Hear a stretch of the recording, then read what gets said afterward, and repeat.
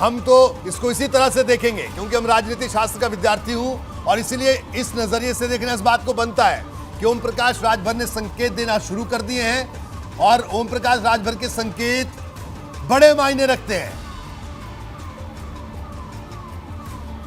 संकेत तो माना जाए इस बात को। नहीं, हम आपकी बात से सहमत हैं, हम आपकी बात से सहमत हैं और मैं बार बार कहता हूं और प्रेस के सामने भी कहा हूं कि जो हमारे मुद्दे हैं, जातिवार जनगणना का, सामाजिक न्याय समिति की रिपोर्ट का, घरेलू बिजली के बिल माफ़ी का, पुलिस के जो बॉर्डर सीमा है समाप्त करने का, पुलिस को 8 घंटे ड्यूटी और साप्ताहिक छुट्टी के सवाल पे, ग्रामीण चौकीदार हैं, होमगार्ड है, पीआरडी है, पुलिस के समान उनको भी व्यवस्था दिया जाए। और तो इन सब चीज़ों को लेकर के जो भी पार्टी अगर आगे आवे कि नहीं हम इस काम को करेंगे तो हम आपसे अलायंस करेंगे, तो आज हम लखनऊ कल शाम को आए हुए हैं। इसके लिए हमने आज प्रेस के माध्यम से सूचना दिया है कि जो लोग चाहें हम उनके साथ गठबंधन कर सकते हैं। जी अच्छा, ये बताइए कि क्या असदुद्दीन ओवैसी के साथ कुछ अंदर खाने कोई खटपट रही है? किसी मुद्दे पर कोई बुनियादी मतभेद है क्या एआईएमआईएम के साथ?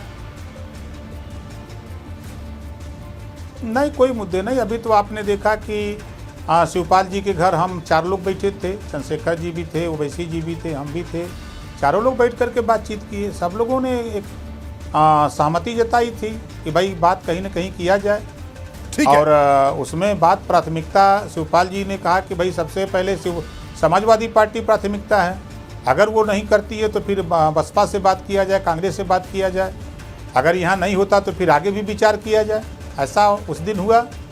उस दिन तो कोई ऐसी बात नहीं हुई हम लोगों के साथ। तो आपका क्या कहना है कि शिवपाल यादव भी इस तरफ सोच सकते हैं बीजेपी के साथ जाने की? आपको ऐसा लगता है क्या? नहीं, देखिए, शिवपाल जी की दिली इच्छा है कि समाजवादी पार्टी से उनकी दिली इच्छा है कि समझौता हो।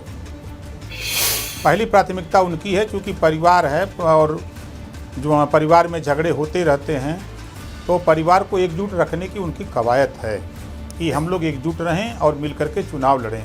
तो उनकी भी प्रयास है कि जो सब लोग हैं सब लोग एक साथ और मिलकर के चुनाव लड़ा जाए। बिल्कुल। तो अब सवाल चूँकि जैसे अखिलेश जी हैं, अब उनके ऊपर है कि सबको लेते हैं नहीं लेते हैं, क्या करते हैं। हम लोग तो एक गोल जो पिछड़े दलित अल्पसंख्यक की बना करके जो हम लोग भागीदारी के सवाल पे, हिस्सेदारी के सवाल पे जो हम लोग अभियान चला रहे हैं, उसमें अब तो उनके ऊपर है। अब शिवपाल जी की बात वो मानते हैं नहीं मानते हो तो उनका विषय है। जी राजभर जी, ये बताइए कि क्या आपको ये बात कभी चुभी कि असदुद्दीन ओवैसी एक तरफ तो राजा सुहेल देव को आदर्श मानने वाली पार्टी के साथ मोर्चा बनाते हैं और फिर दूसरी तरफ उसी गाजी सैयद सालार मसूद की मज़ार पर भी जाते हैं जिसके साथ राजा सुहेल देव की जंग हुई थी और राजा साहब ने सालार मसूद को हराया था? आखिर आप ये वैचारिक बैलेंस कैसे बनाते हैं? नहीं, देखिए, जब भारतीय जनता पार्टी जो मुसलमानों के खिलाफ आग उगलती है, वहीं कश्मीर में महबूबा मुफ्ती से समझौता करके सरकार बनाती है। ये पूरा देश, पूरा दुनिया जानता है। अभी आपने देखा कि हमारे देश के प्रधानमंत्री जाकर के चादर चढ़ाते हैं मज़ार पे। हमारे प्रधानमंत्री जी मुस्लिम कम्युनिटी में एक तबका है, वहाँ जाकर के कलमा पढ़ते हैं। वो करते हैं तो रासलीला, हम करते हैं तो हमारा करैक्टर ढीला। तो वो उनका मजहब है, वो इस्लाम को मानते हैं, वो अपने मजहब से काम करते हैं। हम सनातन धर्म को मानते हैं, हम अपने हिसाब से काम करते हैं।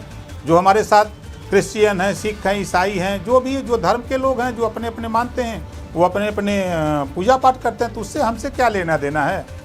और लंबे समय तक 500 साल से ज़्यादा लंबे समय तक देश मुगलों का गुलाम था।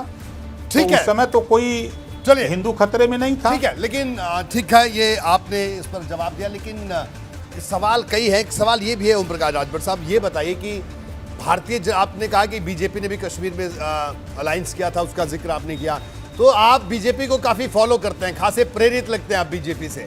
तो ये बताइए कि बीजेपी में कौन नेता आपको सबसे ज्यादा पसंद? अच्छा, ये तो बता दीजिए, बीजेपी का कौन नेता आपको सबसे ज्यादा पसंद है, प्रिय कौन है आपके?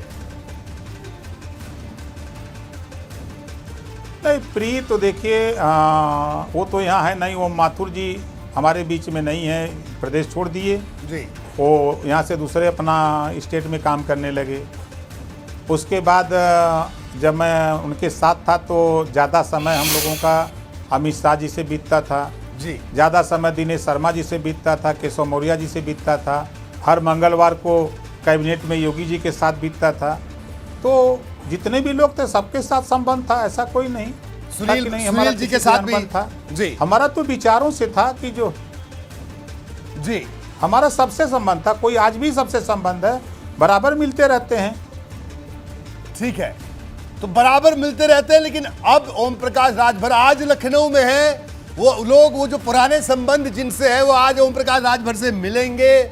उन्होंने ओम प्रकाश राजभर को फोन किया या ओम प्रकाश राजभर उनसे मिलने जाएंगे। लोग ये जानना चाहते हैं, मेरा प्रदेश, पूरा प्रदेश ये जानना चाहता है ओम प्रकाश राजभर साहब कि जो पुराने आपके सब संगी साथी हैं, देखिए संगी साथी और संघी साथी, ये कब इनसे मिलना होगा आपका? अब खाली होंगे तो उसके बाद तो फिर सबको फोन करेंगे, जो जैसे समय देगा उससे वैसे मिलेंगे। ठीक है, चाहे वो सपा का हो, चाहे बसपा का हो, चाहे कांग्रेस का हो, चाहे भाजपा का हो। जी बिल्कुल। देखिए ओम प्रकाश राजभर जी, ये आपकी खासियत है, आप इस तरह से गोल गोल घुमाते हैं, फिर आप चीजों को वापस वैसे ले आए कि बीजेपी से भी बात होगी, सपा से भी होगी, बसपा से भी होगी, और खैर आपने गोल गोल बातों को घुमाया। लेकिन हमारा प्रदेश जो है वो बिल्कुल ये जानना चाहता है कि ओम प्रकाश राजभर का अगला कदम क्या होगा, क्योंकि इस पर बहुत निर्भर करता है उत्तर प्रदेश की सियासत क्या करवट लेती है। और ओम प्रकाश राजभर जी, जब भी जो भी आपका अगला कदम होगा, चलिए ये तो आपने नहीं बताया किससे बात हो रही है, किसका फोन आया, लेकिन ये वादा हम चाहते हैं आपसे कि अगला जो भी कदम होगा एबीपी गंगा पर आप सबसे पहले अपना अगला कदम बताएंगे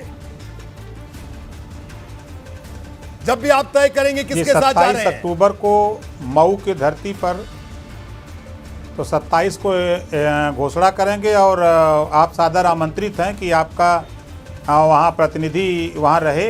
बिल्कुल, और हम वहाँ मौजूद रहेंगे ओम प्रकाश राजभर साहब, पूरी जानकारी सब दे देंगे। बिल्कुल, और हम वहाँ मौजूद रहेंगे।